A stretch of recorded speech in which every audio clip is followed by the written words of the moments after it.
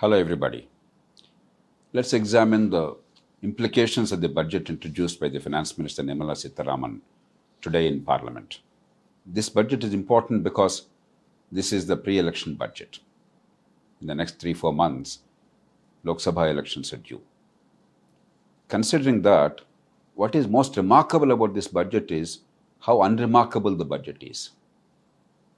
In a poor country, in a fractious country, when a party is going for elections, it's very tempting to go for short-term individual welfare measures, populism, at the cost of the long-term growth.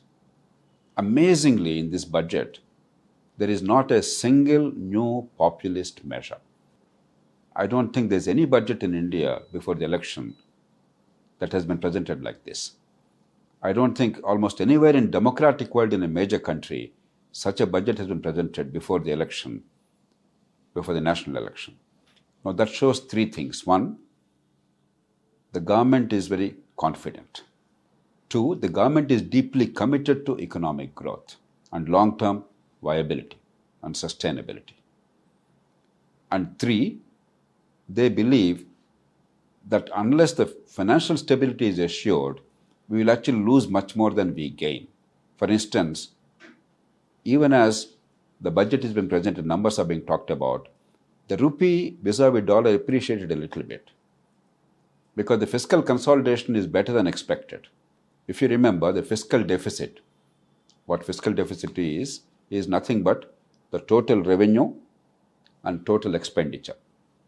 The deficit, expenditure minus revenue, is met by the borrowings. So fiscal deficit is another word for borrowings in this year. Now, fiscal deficit was estimated to be about 5.9% of the GDP. That was the estimate given in the last year's budget. From a 9.5% fiscal deficit because of the COVID to bring down to 5.9 is quite remarkable. That was the estimate. Amazingly, they actually, in the revised estimate, met the target and did better. Now, Finance Minister has indicated that the fiscal deficit will be 5.8% in the current year. So instead of the deficit going up, expenditure going up out of control, and borrowings going up, actually borrowings are kept a little lower than anticipated initially. And next year, during the election year, if they wanted to spend more money, nobody would have grudged them. But they're actually putting the fiscal deficit estimate at 5.1% of the GDP.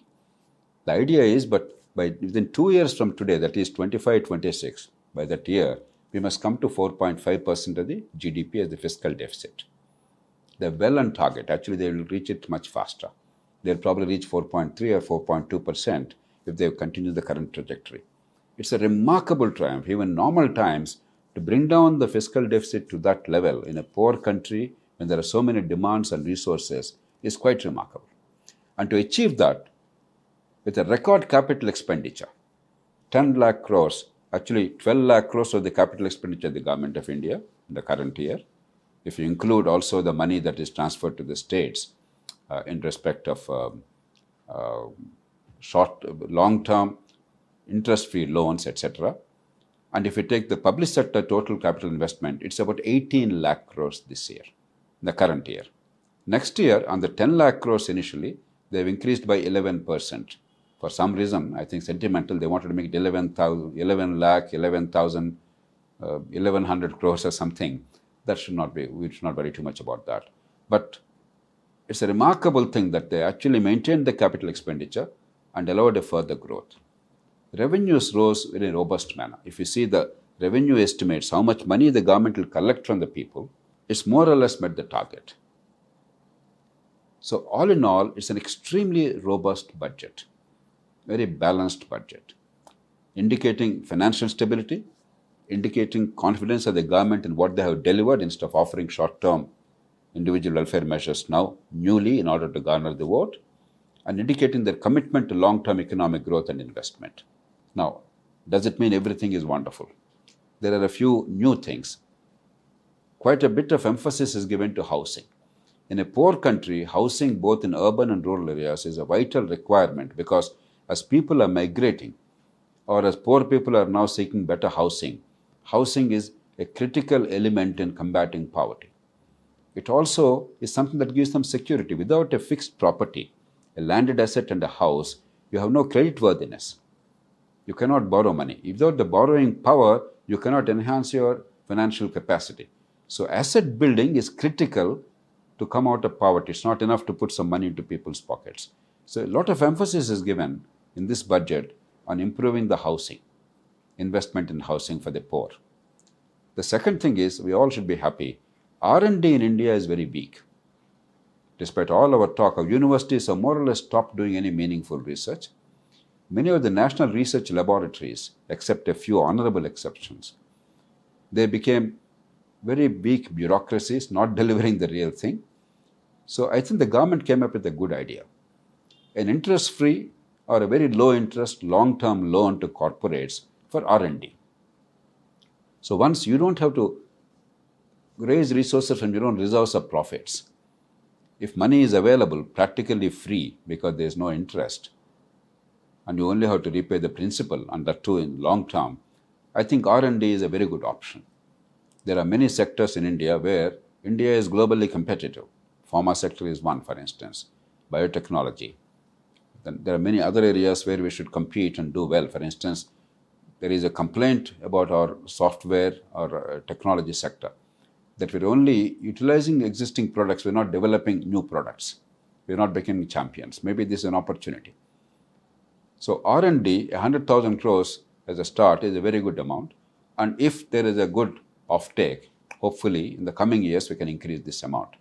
This is in addition to the 1,30,000 crores given to states for capital investment. Again, interest-free loans, long-term, 50 years repayment. So practically free money, except that in the account books, it will be shown as a debt, a loan given to the states. Therefore, FRBM is not affected, but it's practically free money. 50 years interest-free is practically free money. Anybody gives you or me that kind of money, we must immediately take it, because with inflation, the value of money comes down, whereas today's value is very high. What are the things that we need to do in the long term? I think first, Nirmala Sitharaman must be commended. Any party, any government must be commended for maintaining fiscal rectitude, fiscal probity. Why? Look at the numbers. Many of us are ignoring them. If you take Government of India's revenues, 30 lakh crores estimated in the 24-25. In the present year, it was 2699 lakh crores, 99,000 crores. That means 26 lakh 99,000 crores or 27 lakh crores. Roughly what they projected in the budget, that's the revenue. This year, 30 lakh crores, maybe a little more we may get. Some people are saying there's an underestimate because last year there was a robust rise in revenue. Maybe we can make 32 lakh crores, we don't know. It's always better to underestimate receipts, overestimate expenditure, because in all businesses and household, our experience is we overestimate revenues, our receipts actually fall short of that. We underestimate expenditure, we always end up spending more money. So Finance Minister must be complimented for the past 5 years on the whole, except I think 1 year, she always projected low revenues, high expenditure. It's better to meet the targets and do better rather than estimate high revenues and then perform poorly later. But out of the 30 lakh crores, what we should realize is 11.9 lakh crores is interest payment alone. More than nearly 35% of the total revenues are going only to pay interest on debt. That's the reason why we must compliment the government for being fiscally responsible, because they are taking care of the future of our children. 11.9 lakh crores, practically 12 lakh crores and a 30 lakh crore income. Nearly 40%, 38, 39% is going only towards debt repayment, interest payments. Of the balance, and mark this, 22.74 lakh crores. 22.74 lakh crores is transferred to states. A significant part of it is a Finance Commission devolution. So there's a constitutional devolution in India whereby a fixed share, 40 or 41% of the Government of India's tax revenue, divisible pool of tax revenue, will go to the states. In addition, we have many other transfers. There are certain grants, Finance Commission grants, There are certain centrally sponsored schemes. There are other union government grants. And then there is this 1,30,000 crores of additional money given in order to invest in infrastructure, etc. So all this together, out of the 30 lakh crores raised as revenue by the government, 22.74 lakh crores is going to states. This is important to understand. We are in a very polarized polity. Parties fiercely compete. Each party criticizes and attacks the other. What is the meaning of poverty? That means your resources are always less than your wants. Your wants are always more than resources. And the poorer you are, the more you need to spend on infrastructure to help the poor and to do many things to make growth possible in the future for education, healthcare, etc. If they're all in good shape, you don't have to spend much money in future, just except to maintain. If your roads are excellent, if all natural resources are fully harnessed, if all irrigation projects are over, your drinking water, your stormwater drainage, your sewerage systems are all in very good shape, you only have to maintain them.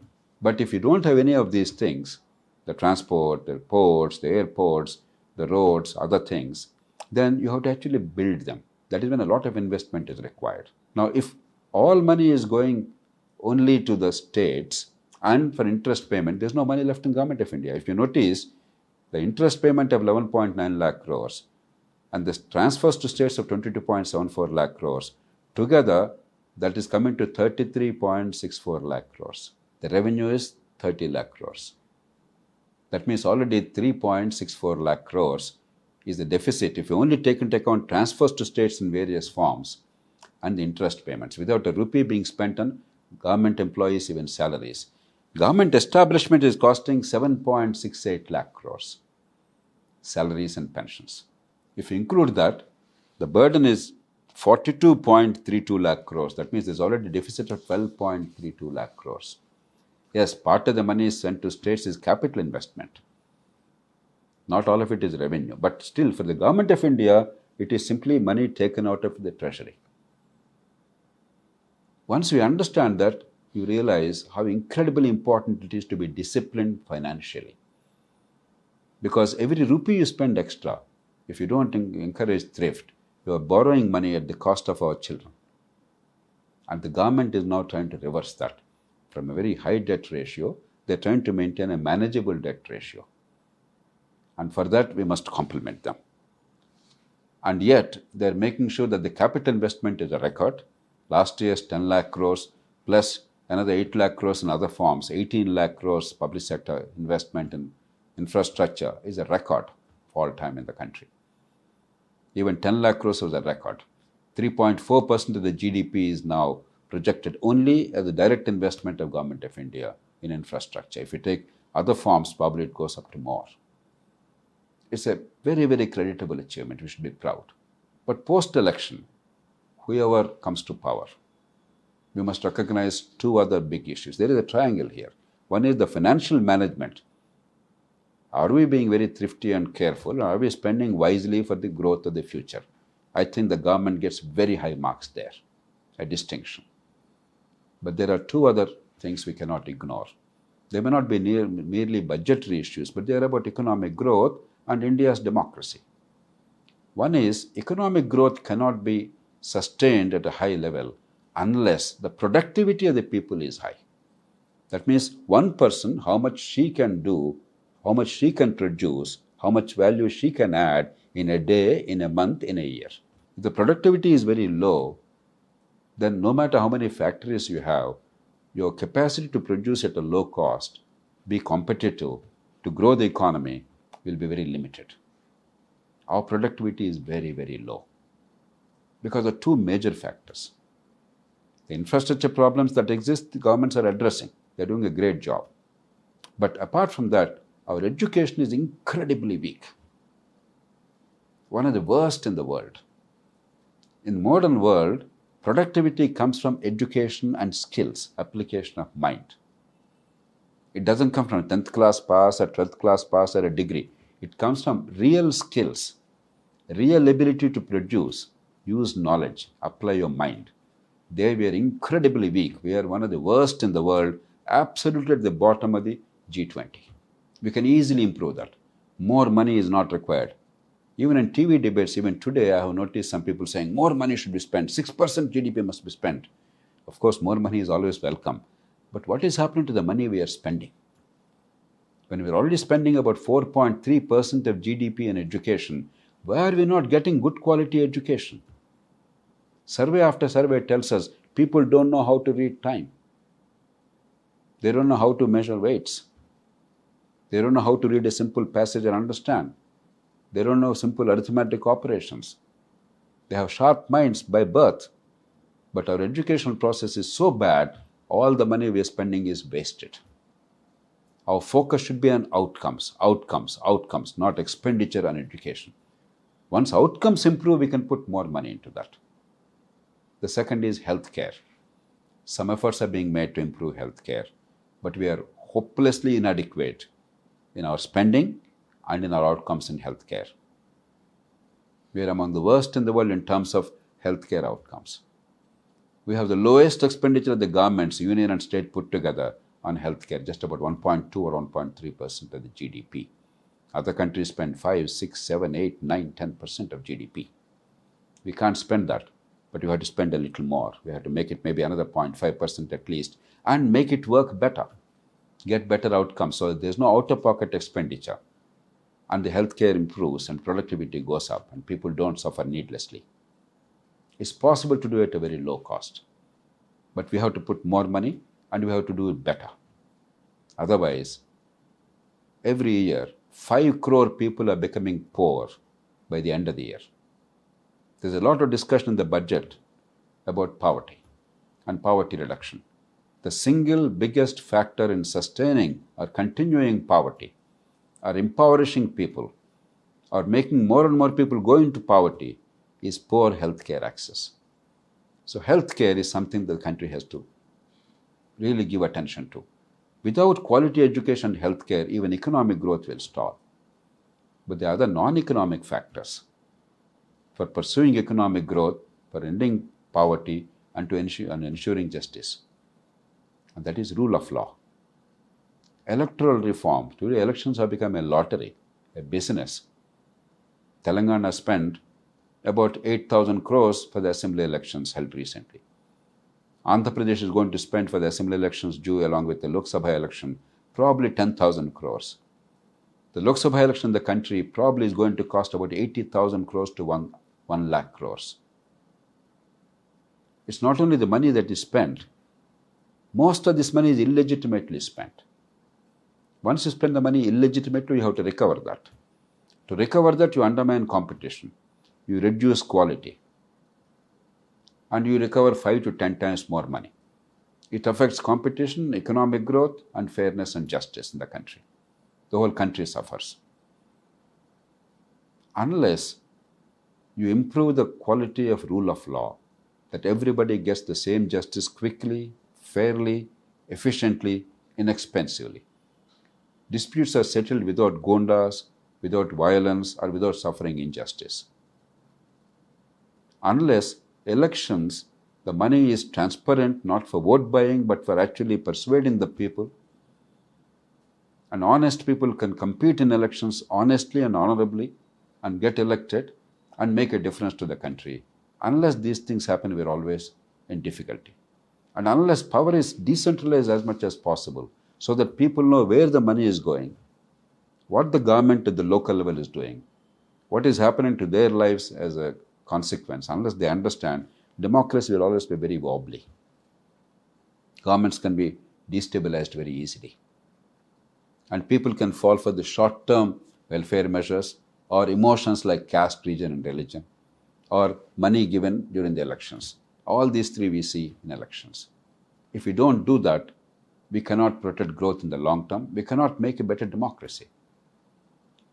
So while the financial management of the government is very impressive, I would even say outstanding. If you take away partisan politics, we must be fair. You can give them outstanding ranking. We have a lot more to do to make our country much more robust economically, politically, and socially.